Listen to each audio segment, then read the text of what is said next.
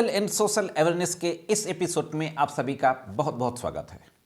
दोस्तों, आज की वीडियो में एक बहुत ही महत्वपूर्ण इशू के बारे में बात करने जा रहा हूं। आज की वीडियो में देखेंगे कि भारत में लिव इन रिलेशनशिप के संबंध में क्या कोई कानून है और कुछ महत्वपूर्ण जजमेंट्स जो ऑनरेबल सुप्रीम कोर्ट और विभिन्न हाई कोर्ट्स के द्वारा लिव इन रिलेशनशिप के संबंध में पारित किए गए हैं। आज की वीडियो में ये भी जानेंगे कि वो महिला जो अपने पुरुष मित्र के साथ लिव इन रिलेशनशिप में रह रही है, क्या वह अपने उस मेल पार्टनर के विरुद्ध कोर्ट में मेंटेनेंस का मुकदमा क्या ये कोर्ट में दाखिल कर सकती है। अंत में यह भी जानेंगे आज की वीडियो में कि कोई पुरुष या महिला जो शादीशुदा हैं लेकिन पति या पत्नी से सेपरेशन हो गया है, कानूनी रूप से नहीं, विवाद के चलते एक दूसरे से अलग रहने लगे हैं, डाइवोर्स दोनों में नहीं हुआ है, तो क्या ऐसा पुरुष या ऐसी महिला शादीशुदा होने के बावजूद लिव इन रिलेशन में रह सकते हैं? इस संबंध में कानून क्या कहता है और विभिन्न हाई कोर्ट और सुप्रीम कोर्ट के जजमेंट क्या हैं, इसी के बारे में बातचीत करते हैं और देखते हैं कि इस संबंध में संपूर्ण जानकारी क्या है। साथियों, अगर हम देखें तो पिछले कुछ वर्षों से लिव इन रिलेशनशिप का चलन बढ़ता जा रहा है।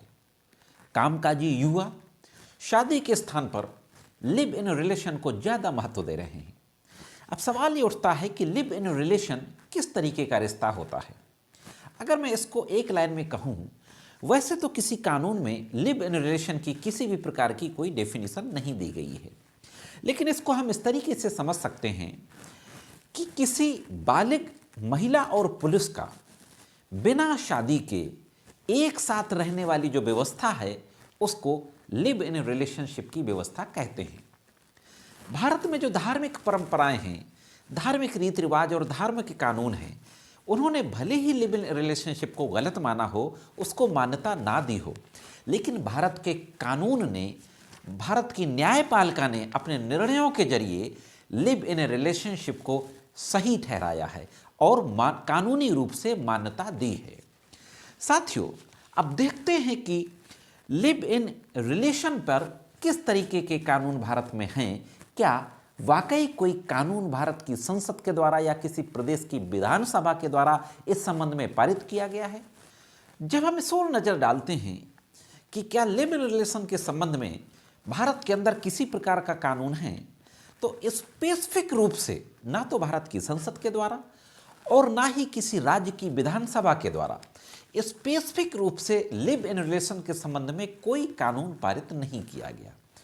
पहली बार जब 2005 में protection of women from domestic violence act का कानून बना भारत की संसद के द्वारा, तो इस कानून में एक सेक्शन है 2F जिसमें डेफिनेशंस दी हुई हैं। उस 2F में डोमेस्टिक रिलेशनशिप की डेफिनेशन दी गई।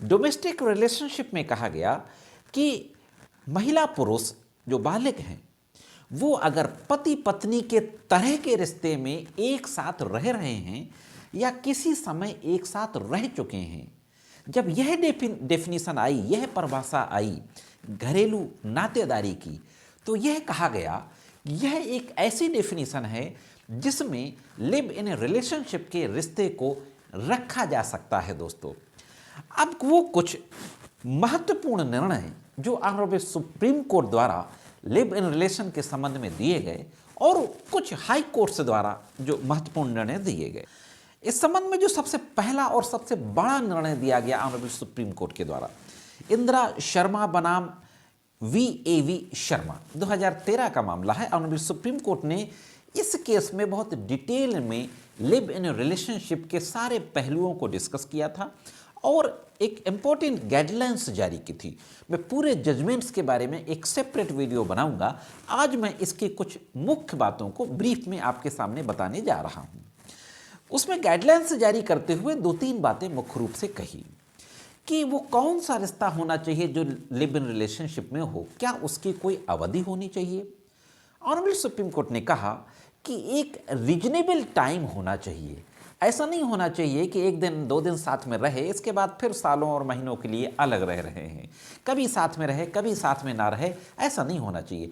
एक सर्टेन एक डेफिनेट टाइम पीरियड होना चाहिए महिला और पुरुष का एक साथ रहने के लिए, जिसको एक रीजनेबल टाइम कहा जा सके। हालांकि कोई टाइम लिमिट का जिक्र नहीं किया गया कि वो लिमिट 1 मंथ की होगी, 2 मंथ की होगी, ऐसा कोई टाइम लिमिट नहीं है, लेकिन वह टाइम एक रीजनेबल टाइम लगना चाहिए। दूसरी बात यह कही गई कि दोनों को एक ही छत के नीचे एक ही घर में एक साथ रहना जरूरी है। घर की तमाम घर गृहस्थी की चीज़ों को साझा इस्तेमाल करना जरूरी है। तो तमाम ऐसी बातें हैं जो डोमेस्टिक वायलेंस के जो कानून है उसके तहत आती हैं। दूसरा एक महत्वपूर्ण सवाल जो मैंने आपसे कहा कि क्या लिव इन रिलेशनशिप में रहने वाली महिला अपने मेल पार्टनर के खिलाफ मेंटेनेंस का मुकदमा दाखिल कर सकती है? इस संबंध में एक बहुत ही महत्वपूर्ण जजमेंट सुप्रीम कोर्ट का हुआ था चनमुनिया बनाम वीरेंद्र कुमार। चनमुनिया बनाम वीरेंद्र कुमार में कहा गया था कि भरण पोषण का अधिकार सेक्शन 125 सीआरपीसी के तहत मात्र इस आधार पर किसी महिला से छीना नहीं जा सकता कि उसका विवाह कानूनी रूप से वैध नहीं है। इसका साफ मतलब हुआ कि धारा 125 सीआरपीसी के तहत लिव इन रिलेशनशिप में रहने वाली महिला को भी मेंटेनेंस का अधिकार प्राप्त है।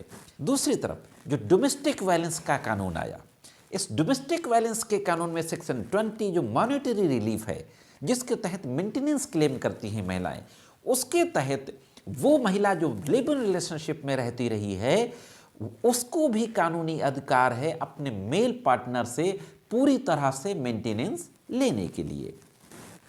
अब आगे देखते हैं कि वो संतानें जो लिव इन रिलेशनशिप में रहने के दौरान पैदा हुई हैं उनको क्या कानूनी अधिकार है। तो ऐसे व्यक्तियों के जो लिव इन रिलेशनशिप में रह रहे हैं, इन दोनों के मध्य जो संबंध होते हैं उससे जो संतानें पैदा होती हैं उनको कानूनी तौर पर पूरा अधिकार है। ठीक उसी तरीके से उनका लीगल स्टेटस है जिस तरीके से एक वैध विवाह में संतानें पैदा होती हैं। इस संबंध में एक महत्वपूर्ण केस आया सुप्रीम कोर्ट का 2011 में, रविंद्र सिंह बनाम मल्लिकार्जुन। इसमें कहा गया कि उनको संपत्ति में पूरा अधिकार है लिव इन रिलेशनशिप से पैदा बच्चों को, और ऐसे बच्चे बालिग होने से पहले तक अपने माता पिता से मेंटेनेंस के भी क्लेम कर सकते हैं। दोस्तों, दूसरा एक और महत्वपूर्ण केस, उसमें इस तथ्य को डिस्कस किया गया कि एक व्यक्ति की शादी हुई लेकिन शादी के समय उसकी उम्र 21 वर्ष नहीं थी, तो उस रिश्ते को क्या कहा जाएगा? निश्चित तौर पे एक केस था नंद कुमार बनाम स्टेट ऑफ केरला।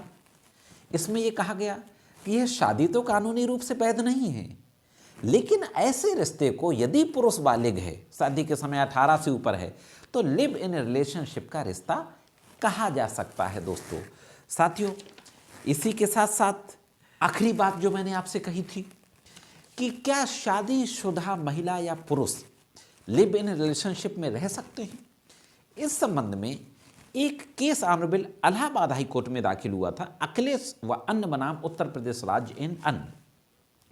इसमें यह कहा गया था कि ऐसे लोग जो अभी भी शादी के रिश्ते में हैं, तलाक नहीं हुआ कानूनी रूप से, अगर ऐसे महिला या पुरुष लिव इन रिलेशन में रहते हैं तो ऐसे जोड़ों को किसी भी प्रकार की कानूनी सहायता पाने का अधिकार नहीं है।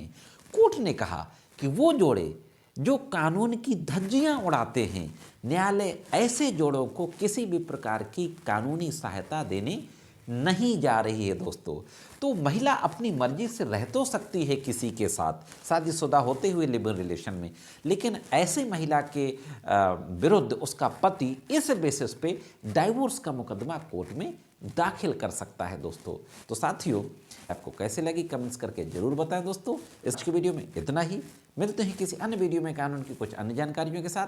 तब तक कानून की विभिन्न तरीके की जानकारियों के लिए देखते रहें लीगल एंड सोशल